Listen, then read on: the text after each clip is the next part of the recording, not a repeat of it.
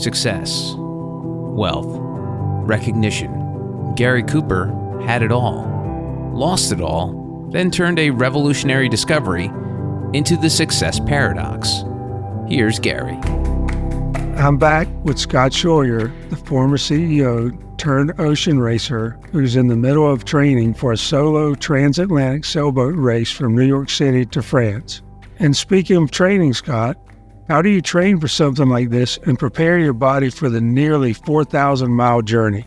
Yeah, so I do a lot of, I have a little bit of a gym in my basement, and I have some special equipment as well that's geared for kind of the moves I do on the boat.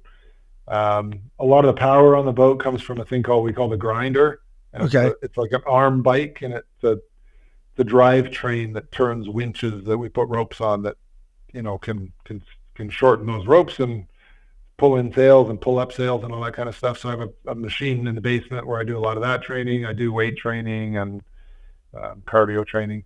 Just to be clear, that's a 3,600-mile trip from New York to France? Yes. Yeah. And you're by yourself? Yes.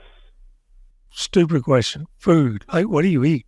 Lots of snacky food and freeze-dried food. So, these boats are all carbon fiber. They're made to be as light as they can.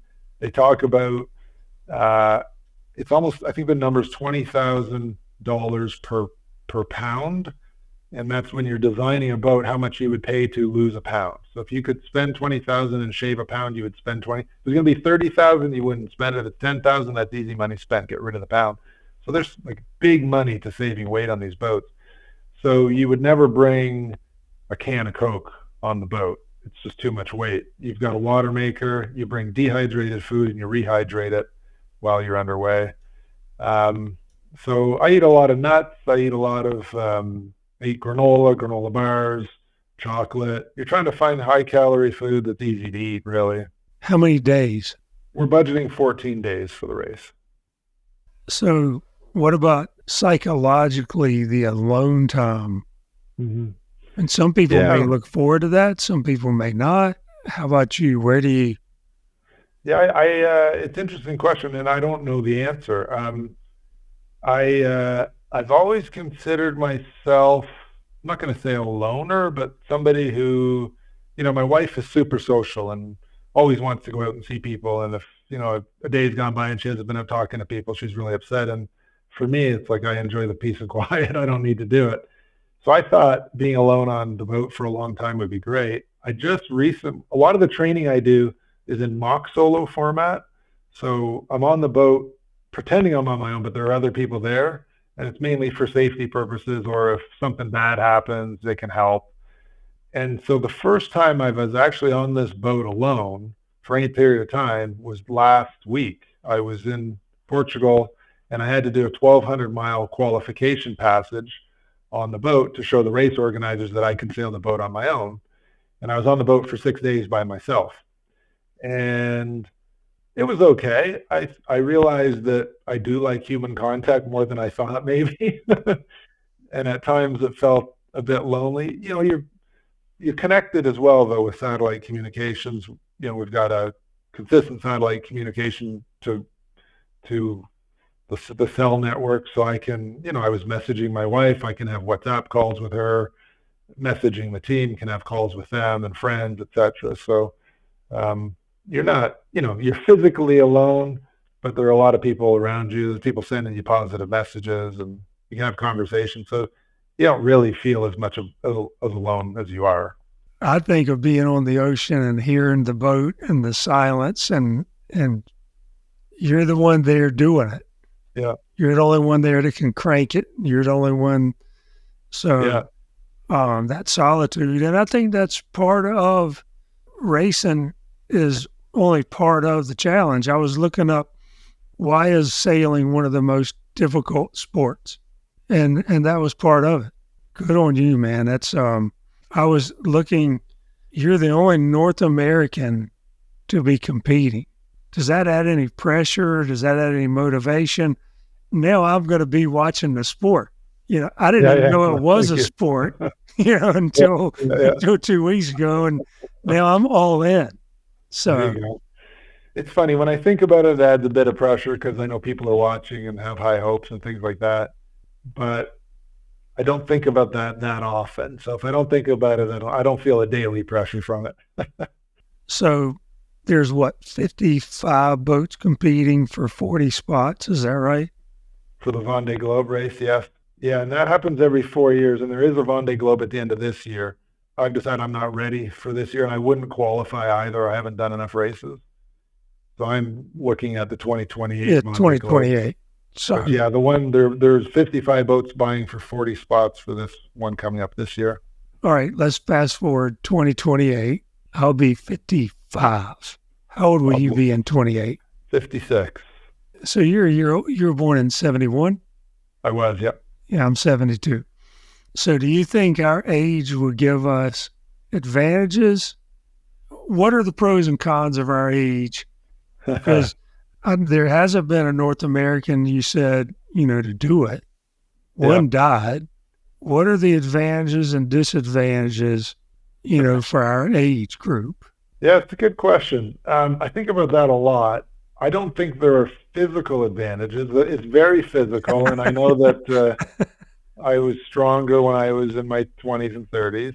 I mean, I'm still doing all right, but so I don't think there's an advantage there. I think on the psychological side of it, in terms of dealing with the remoteness or the danger, ignorance is kind of bliss, right? And I'm a mechanical engineer. I ran an electrical engineering company, and I look at this boat and I'm thinking, okay, so the electronics on the boat are so critical to its operation and how the wind data feeds the autopilot and the computer runs the boat so you can sleep and things like that. If that fails, you're in a bad place. SOL. And like, do the young folks doing this not think about this? Like, how do they? Because I think, like, when I look at this with my experience in engineering, it's like, oh my gosh, like, if I was to redesign this, it would be completely different. And, I think they do kind of throw caution to the wind, as they say, in a lot of spots. So I'm not sure that the wisdom helps much. But maybe the wisdom helps in kind of dealing with the anxiety and such, and being able to compartmentalize, or kind of meditation techniques that I've learned and such. I don't really come up with many age advantages. I guess I do have experience with engineering. I do have experience with electronics. A lot of the people in it they're sailors, and they're not engineers. And so they struggle with some of the electronics or some of the mechanical sides of it. Because if something breaks, you need to be able to fix it out there. I think I have a leg up on maintaining and managing those systems at sea.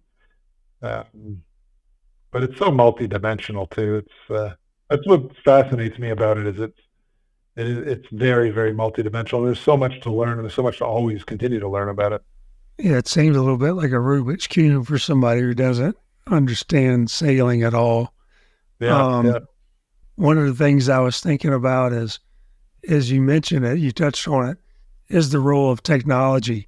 And I don't mean just technology on the boat itself. I mean the role of weather and all that. I think about pilots when they're flying, they have to put in their flight plan. How do you think that could help you, and like we were talking about age, how do you think the role of technology will help you in this? There's a fair bit of technology. The main software we use brings in data from the boat, and you can bring in weather forecast data, and it uses certain algorithms to kind of plot different scenarios for you.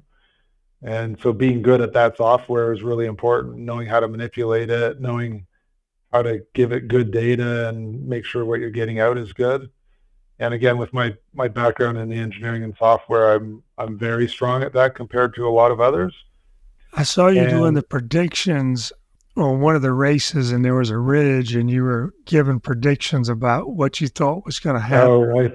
Based on the north of the ridge and the south of the ridge, and it's what made me think of that, the use of technology. It's very good technology, and it's continually evolving as well. The autopilots on the boat that steer the boat, given the wind information, there are multiple developments being done on those that make them more efficient and such. So there's a lot of technology in these boats, and as the class gets more and more popular and more well-funded, that technology just continues to develop. Is there any secret sauce that you see being developed in the next 4 years that could give somebody a competitive edge? I know you can't reveal it on the show right here, but do you feel like there's anything in the next 4 years that could give somebody a competitive edge? Well, I think the biggest opportunity is in how the autopilot drives the boat. Just because even autopilots 10 years ago were better than humans over the long term, because you can't drive the boat 24/7. You just physically can't. You need to sleep, you need to eat. And so over that period, it'd be better to have the boat on autopilot than to try to drive it yourself. And they just get better and better and better. And I think it's now at the point where you'd be hard pressed to drive the boat even for 10 minutes better than the autopilot drives it.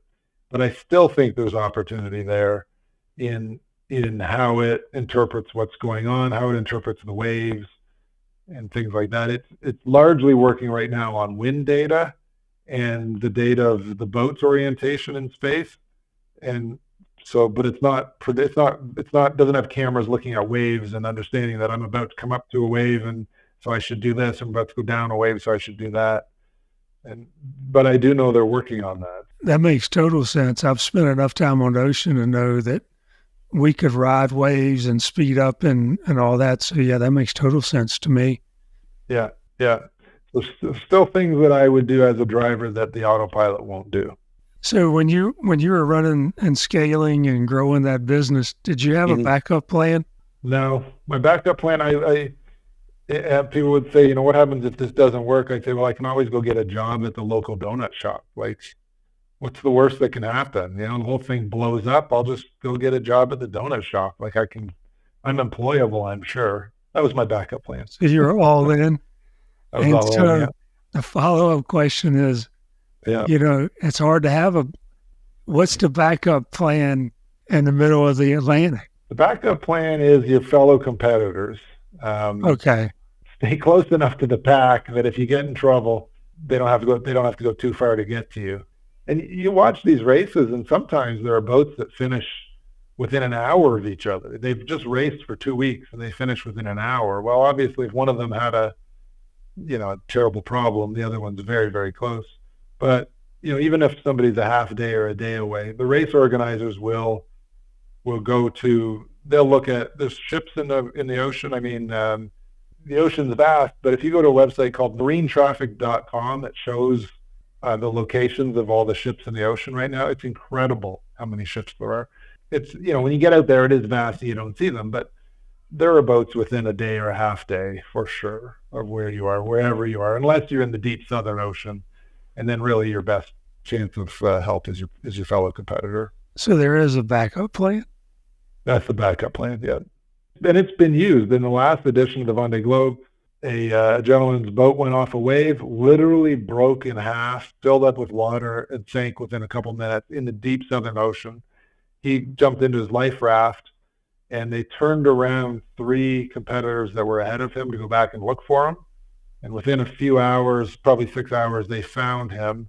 And they wanted to wait until the next day, till daylight, to get him to do the transfer from the life raft to the boat. So I think within 12 or 16 hours, he was picked up, and his boat sank like a rock. So, well, I guess it's gentleman's honor. Like you knew if it were you, for sure, you would do the same.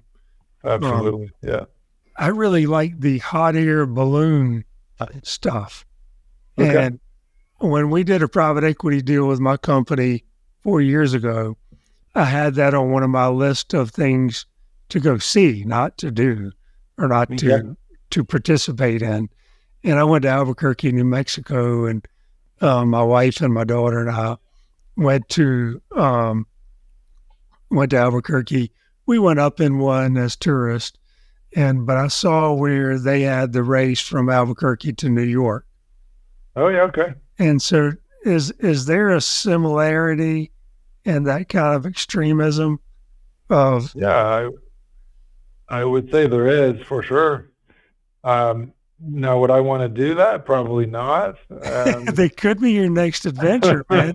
You think this? This is what I think about the backup plan. See, there, you don't really have a life balloon. Like here, if my boat sinks, I have two other little boats on there I can deploy. With that balloon, if it starts going down, I don't know what you do. How about the explosion? That's what I'm thinking the whole time. Yeah, right. I think it's just one big gas ball. Right. Yeah, yeah. They fill some of them with helium, right? I just can't imagine being in that thing. Yeah, yeah. What have I not asked you? What some people would do is they sum up in one sentence what drives you, what's your passion, what's your why. Can you do that? Because I think people like me and you and really driven people get kind of hammered on like, why are you doing this, dude? Mm-hmm. Yeah, I mean, to that I often say, why not? Like, I mean, you can do, like, that's the fun thing about life. You can do whatever you want, right? Like, you can do all kinds of different stuff. So why not? Like, why wouldn't you? But I mean, I'm driven by adventure and challenge. You know, I love it when people say you can't do that or that's not going to work. And just, okay, that's a challenge. Let's try it. And I love learning new things and just experiencing new things. And yeah. What's been the most amazing experience you've had at sea so far? Probably the most amazing. We were sailing a boat from Britain to Canada, and we broke the alternator. We had a spare, but it didn't work, and the main alternator broke, so we didn't have a way to generate power for the boat. So we had to stop in the Azores on the way. And the Azores is notably that there's an Azores high pressure area that normally circles the Azores, and it is a region of very light wind. So we ended up having to motor the boat for a couple of days into the Azores and a couple of days out, and the water was flat as glass. And we were on our way out of the Azores, and we kept seeing these ripples in the water, like it looked like there was something in the water that was causing ripples. I said to one of the guys, "What do you think that is?" He said, "It might be whales. I don't know." And I said, "Okay." Well, so one day we stopped just to get in the water, and there's a dive kit on the boat, like a emergency dive kit, a mask and a snorkel and fins and a tank. And so I just put the mask on and dove in the water. The one day we were swimming, and so it was out. And so later that day we were motoring, and I saw a ripple in the water, and I said, "I'm going to see what that is." And I threw the mask and the snorkel and the fins on. I dove in the water and just started swimming out towards it. And I heard a guy in the boat yell, "Be careful, Scott, it's coming towards you." And I thought, oh, okay, well, I don't know what it is, but let's go see. And I kept swimming out towards it. And in the distance, I could see the water was crystal clear. A school bus of an animal. It was a sperm whale coming swimming straight towards me. And I froze, and it got to me, and it just turned and went right up beside me, the whole length of this sperm whale. And I got to its tail, and I reached out to touch its tail, and it flipped its tail up in the air and just went straight down in the depths. And I could see it going, gone. And Scott, you're a madman. Well, I didn't know much about sperm whales, and I've since researched that they're the largest teeth of anything roaming the earth. They hunt giant squid at thousands of feet below and rip them to shreds, and so they're quite a predator. But this one was peaceful. Man, I wish you had a GoPro on your head. Oh, I do too. Wouldn't that have been amazing if you could have captured that? Like National Geographic would have given anything for that. Yeah, that would have been absolutely amazing. That is crazy. Yeah. I think you just answered the why. I mean, why not, right? If you could. Why not? You're not going to see stuff like that sitting at home. Now, I think 9.9% of the people in the world, if somebody would have said, "Hey, there's something big coming at you in the ocean," most people would have gotten the hell out of there and gotten back in the boat. But you were like going further, closer to it. Well, I should add to it that where we were, there were millions of man-o-war jellyfish. That was actually my main concern. They weren't big; they were about the size of your fist. Yeah, they sting. And Crazy. Every 20 feet there was one of these things, like for miles and miles and miles. And so when I dove in, I was actually kind of swimming around them to get to this Man, it thing. was But terrible. yeah, I couldn't believe how many there were. So yeah, there's just some neat wildlife out there too. The number of flying fish, dolphins, birds. It's really nice to be out kind of playing with nature, I call it. All right, couple quick ones. What advice would you give to somebody switching gears, in later life? I would say go big. I mean, why not? Sign up for something you're uncomfortable with and that you think you can maybe only make it halfway there, and you'll be amazed at what you can do. Be comfortable being uncomfortable. Sure. Yeah. All right. Do you have any superstitions or pre-race rituals, anything weird, like baseball players? Well, I don't, but my crew does. So bananas on a boat. No bananas. As a fisherman, have heard bananas on a boat. No bananas. Right? Well, so I get the odd time I'll get seasick, and bananas are great seasickness food. You can get them down, and they usually stay down. So I travel with bananas. These boats are built to go fast, and they're go fast. And so every time you're out, something breaks, right? So I come on the boat, I bring my bananas, we go sailing, something breaks. My crew says, that's because you brought bananas. That's bananas, that's what caused it. So anytime anything goes wrong on the boat, my bananas get blamed. It's damn bananas. And so but I'm not giving up the bananas. So they're all like, you got to leave the bananas at home. And I'm like, I'm bringing the bananas. I'm on their side. So no bananas on a boat. I bring the bananas. Yeah. Let's end on this. How can we follow your next race and the races following and get connected to your team? Because now I'm all in on this sport. Well, thank you. Yeah, so the team is called Canada Ocean Racing.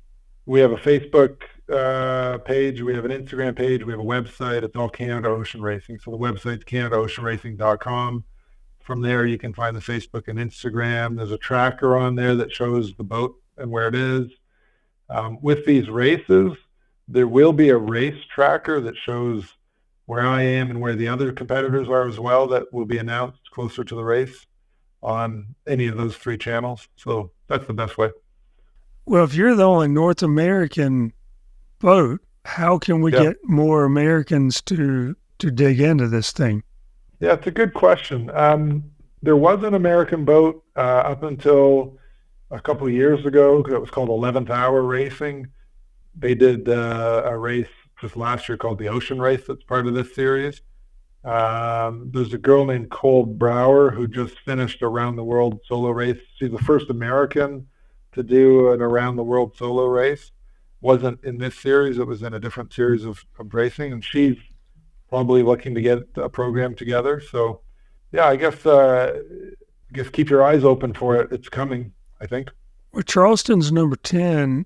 College of Charleston is number 10 in sailing in this country right now. Sailing's a big thing in Charleston, South Carolina, near where I live. And how can we help raise money? Is there a way for us to raise money for the scarcity portion of your event? When people offer to raise money for my campaign, I appreciate it, but I would say, if you want to do something for somebody in sailing, find a local sailor. The kids that are coming up and looking to run little boat campaigns to kind of further themselves, a couple $1,000 goes a long way. Sure. For my campaign, it's a drop in the bucket. I need big corporate sponsorship. I need companies looking to be part of promoting a water positive message that benefit from that. I've got one company that builds water treatment plants, for example, so they're on board with it. So, big corporate sponsorship. As an individual, I'd say sponsor a kid. But if you're a big company and you want to be part of spreading a global message of being water positive and be seen as an industry leader, let's talk. I love what you're doing. You're a little bit crazy, man, and I like it. I'm really happy to see somebody that's making the best of the second part of their life. So right on. Thanks so much for being on the Success Paradox podcast, and go for it, man. Well, thanks, Gary. I appreciate you having me on and talking to me today. It's great to get to know you a bit. Absolutely. And that wraps up another episode of Success Paradox. If you like the show, please take a moment to subscribe so you'll get notified when I release the new episodes. Also, if you have a moment, I'd love it if you left us a review so that other incredible individuals like yourself can learn about the show. I'll see you next time. To learn and practice the Success Paradox lifestyle, visit GaryCCooper.com. The Success Paradox is a production of Forbes Books.